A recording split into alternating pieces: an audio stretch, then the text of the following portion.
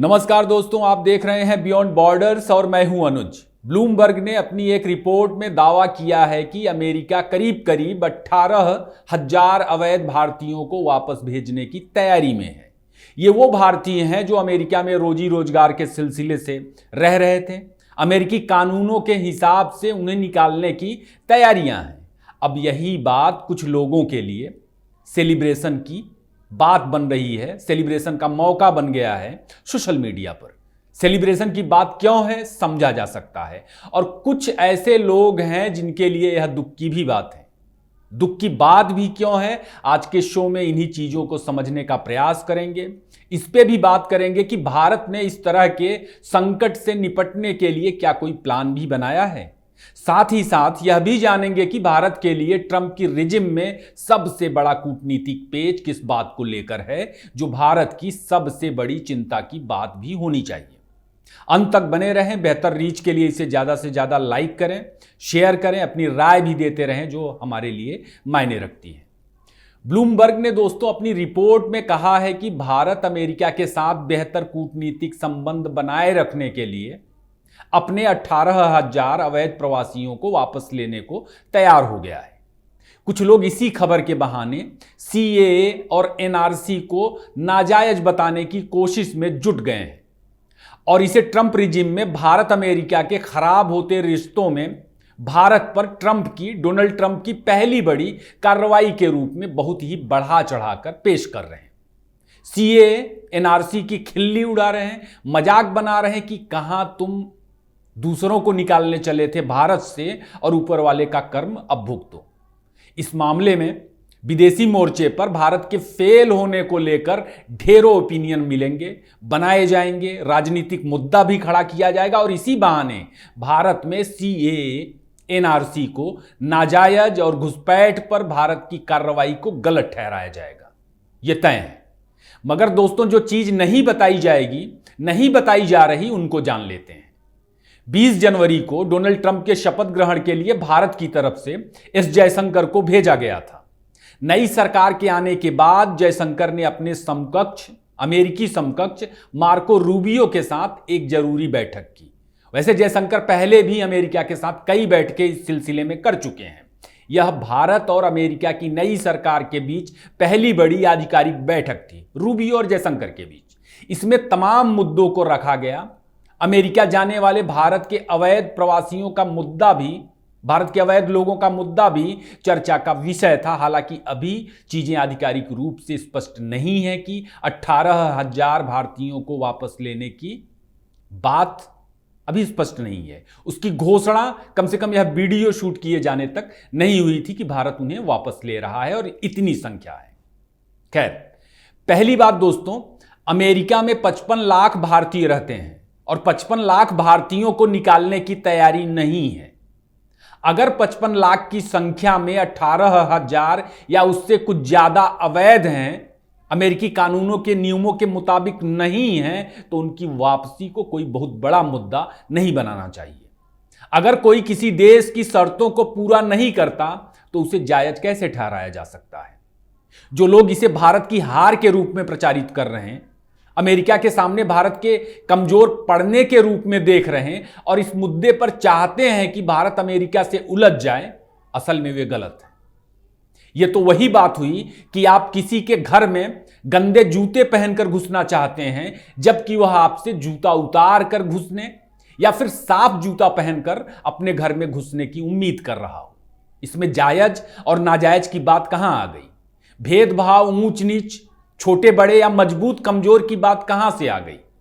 अगर अमेरिका को लग रहा कि आप उसके काम के नहीं हैं, आप उसके नियमों के मुताबिक नहीं हैं, आप बोझ हैं, बावजूद अगर कोई वहां रहना चाहे तो इसका कोई इलाज नहीं, इसका कोई जवाब नहीं और इसे दुनिया की किसी भी भाषा में गलत ही कहा जाएगा। अगर श्रीधर बेम्बू तमिलनाडु के गांव से अपनी कंपनी चला सकते हैं, जो कि दुनिया की टॉप कंपनियों में शुमार है, तो आप क्यों नहीं? आप क्यों अमेरिका से बाहर काम नहीं कर सकते? आपको भारत की आबो हवा से दिक्कत है तो आप जर्मनी जा सकते हो, ताइवान जा सकते हो, जापान जा सकते हो या फिर इजराइल जा सकते हो, या यूरोप के तमाम ऐसे देश हैं जो आपको बेहतर मौका देने के लिए इस वक्त तैयार बैठे हैं। कैलिफोर्निया में रहने की जिद गलत है। या तो कुछ ऐसा काम कर दीजिए आप कि अमेरिका आपको वापस बुला ले, क्योंकि वह इस तरह भी दुनिया भर के लोगों को बुलाता रहता है। ताइवान भारतीय पेशेवरों को दोस्तों अच्छा पैसा देने को तैयार है। उसने कई आकर्षक पैकेजेस की घोषणा की है। इंजीनियरिंग और तकनीक के क्षेत्र में ताइवान चाहता है कि उसके यहां भारतीय आएं। भारत के कुशल कामगार, स्किल्ड लेबर फोर्स जो भारत की है वह वहां पहुंचे। भारत के साथ द्विपक्षीय रिश्तों के तहत अभी हाल ही में ताइवान ने एम्प्लॉयमेंट सीकिंग वीजा और ताइवान एम्प्लॉयमेंट गोल्ड कार्ड जैसे प्रोग्राम्स की घोषणा की थी। इसी तरह अभी हाल ही में जर्मनी ने भी टेक्नोलॉजी, मेडिसिन और इंजीनियरिंग के क्षेत्र में भारतीयों को आकर्षित करने के लिए तमाम योजनाएं शुरू की और भारत सरकार के साथ काम कर रहा। ऐसे ढेरों विकल्प हैं, दुनिया भर में मौकों की कमी नहीं। बाकी कैलिफोर्निया में रहने की जिद वैसे ही है जैसे आप अब तक इस दुख से निकल नहीं पा रहे कि आलिया भट्ट ने आपको नकार कर रणबीर कपूर के साथ शादी क्यों कर ली। जिन लोगों की सोच ऐसी है उन कुछ हजार लोगों के लिए करीब करीब 1.5 अरब आबादी वाले देश और उसके भविष्य को दांव पर नहीं लगाया जा सकता। खैर, अमेरिका के साथ भारत की दिक्कत अवैध प्रवासी नहीं है। वहां बसे 55 लाख भारतीयों को नहीं निकाला जा रहा, उन्हें निकाला भी नहीं जा सकता। भारत की दिक्कत H-1B वीजा, अमेरिकी टैरिफ और भारत विरोधी टेरर एलिमेंट को मिलने वाला अमेरिकी सपोर्ट है जो अमेरिकी जमीन पर भी मौजूद है। असल में भारत ने अवैध भारतीय प्रवास के मुद्दे पर अमेरिका के साथ सहयोग करके ट्रंप प्रशासन से छात्र वीजा और कुशल श्रमिकों के लिए H-1B वीजा प्रोग्राम में भारतीयों के लिए गुंजाइश बनाए रखना है। भारत को इसका अंदाजा था और ट्रंप प्रशासन के आने से पहले ही ताइवान, जर्मनी, जापान, सऊदी अरब आदि देशों के साथ भारत सरकार ने कई समझौते किए हैं। जयशंकर ने H-1B वीजा के मुद्दे पर अमेरिकी सरकार से बात की है और हाल ही में H-1B वीजा पर हुई बहस के दौरान खुद डोनाल्ड ट्रंप ने साफ किया था कि यह अमेरिका के लिए भी बहुत जरूरी है। हम अमेरिका को बेहतर बनाने के लिए, प्रतिभाओं को लाने के लिए H-1B वीजा को जरूरी मानते हैं, ऐसा डोनाल्ड ट्रंप ने कहा था। तो खुश होने वाले और दुखी दोनों लोगों को चाहिए कि अपना एजेंडा, अपना व्यक्तिगत एजेंडा आगे ना बढ़ाए। भारत घुसपैठियों के लिए रास्ता नहीं खोल देगा। इस तरह की मुहिम सोशल मीडिया पर देखने के बाद या चलाने के बाद भारत तय करेगा कि उसके यहां कौन रहेगा, कैसे रहेगा और कब तक रहेगा। बांग्लादेश के कहने भर से भारत अपनी सीमा पर बाड़बंदी नहीं रोक देगा, भारत अपनी सीमा पर लगी बाड़ को काट नहीं देगा। दूसरी बात दोस्तों, कूटनीति एक शतरंज के खेल की तरह है। यहां कुछ भी स्थायी नहीं होता, शहमात चलता ही रहता है। खेल में पासे और कूटनीति में परिस्थितियां तय करती हैं कि खेल में आप कब तक टिके रहेंगे और आपकी भूमिका क्या होगी। भारत जो गेम चल रहा है उसमें आज की तारीख में बड़ा प्लेयर है और वह दिख रहा है। आप कहेंगे कैसे? ट्रंप ने अपनी पहली कलम से कनाडा और मैक्सिको पर 25% टैरिफ के आदेश पर हस्ताक्षर कर दिए। 1 फरवरी से कनाडा और मैक्सिको से आने वाले सामानों पर यह नियम लागू हो जाएगा। लेकिन ट्रंप ने अभी तक भारत पर इस तरह की टैरिफ नहीं लगाई है। चीन से इतना नाराज हैं, उसके बावजूद प्रत्यक्ष रूप से चीन पर भी टैरिफ की घोषणा नहीं हुई है। वैसे मैक्सिको पर जो टैरिफ लगाया गया है वह एक तरह से अप्रत्यक्ष रूप से चीन पर भी टैरिफ है। यानी इन चीजों का मतलब है कि ट्रंप भारत और चीन दोनों की अहमियत को समझ रहे हैं और दोनों के साथ अभी रिश्तों को बेहतर बनाने की कोशिश में जुटे हुए हैं, डील कर रहे हैं, बार्गेन हो रहा है डिप्लोमेसी में। ट्रंप की रिजिम में भारत के लिए चिंता की बात भारत विरोधी आतंकी नेटवर्क को मिलने वाले खाद्य पानी को लेकर के है। वह खाद्य पानी जो अमेरिका से मिलता है। ट्रंप भारत के साथ कूटनीति में भारत की इस कमजोर नस का इस्तेमाल करने की फिराक में भी है। ऐसा नहीं है कि सब कुछ ट्रंप की रिजिम में ठीक ठीक ही है और यह खेल है, यह होता रहता है, इस पर हैरान नहीं होना चाहिए। दरअसल यह कमजोर नस जो ट्रंप समझ रहे हैं वह पंजाब और उत्तर पूर्व की अलगाववादी ताकतें हैं, खासकर पंजाब में खालिस्तान। ट्रंप के एक इनॉग्रल बाल में गुरपतवंत सिंह पन्नू को देखा गया है, उसका वीडियो सोशल मीडिया पर वायरल है।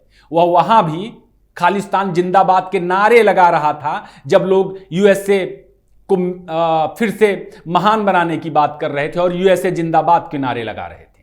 हालांकि पन्नू को बुलाया गया था यह कंफर्म नहीं है, क्योंकि इस तरह के जो इवेंट होते हैं उसमें अमेरिका में तमाम लोग टिकट खरीद कर भी पहुंचते हैं। हो सकता है कि पन्नू भी टिकट लेकर के पहुंचा हो वहां पर और ट्रंप के नाम पर अपना माहौल बना रहा हो सोशल मीडिया पर। और पन्नू ट्रंप के पहले कार्यकाल में भी इसी तरह के एक दो प्रोग्राम में घुसा नजर आया था, मगर ट्रंप के पहले कार्यकाल में ऐसा नहीं दिखा कि अमेरिका पंजाब में खालिस्तान को लेकर भारत के खिलाफ बहुत मुखर रहा हो। दूसरे कार्यकाल में दोस्तों जरूर थोड़ी सी आशंकाएं हैं, और वह इसलिए हैं कि डोनाल्ड ट्रंप ने हरमीत कौर ढिल्लन के रूप में हरमीत कौर ढिल्लन को जस्टिस डिपार्टमेंट में शामिल किया है।